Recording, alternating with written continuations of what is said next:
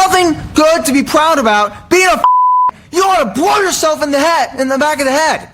You're so disgusting. That's Stephen Falco. He's inside the Fundamental Baptist Church and is speaking during men's preaching night. The event was live streamed on their Facebook. Got a bunch of that want to come around, walk on our streets, and demand our children, and we should look them in the eye and say, no, you're not going to have our children! Falco continues to call for the death of the queer community. And following the sermon, I reached out to the church about his words. They told me that Falco is only calling for the death penalty and suicide for the actual sodomites or homosexuals. The Bible teaches that those people are worthy of death.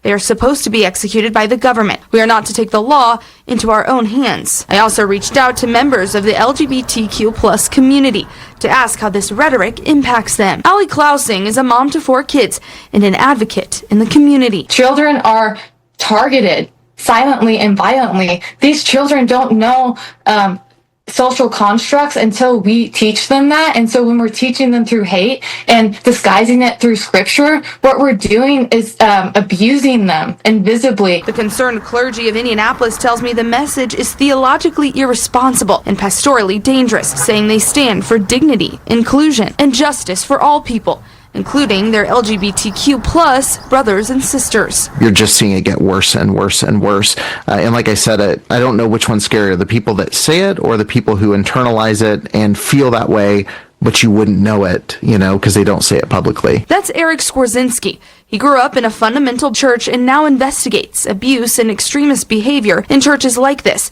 with a Preacher Boys podcast. He says growing up, it was common to hear church members say they would rather their child be dead than gay. But it's just recently that the language is becoming so literal. Christian nationalism in general is on the rise.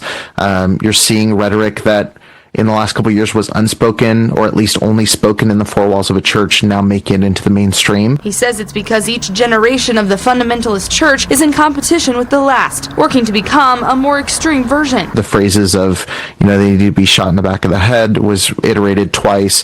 Clearly, it's something they were hearing from other people within the church that they're now parroting. When this stuff happens, I look at them as, I think they're sick. And I think that they need mental health help. I think they're so disconnected from themselves and from love. Now, I also reached out to the denomination's leader to ask if they agree with the sermon and have not yet heard back.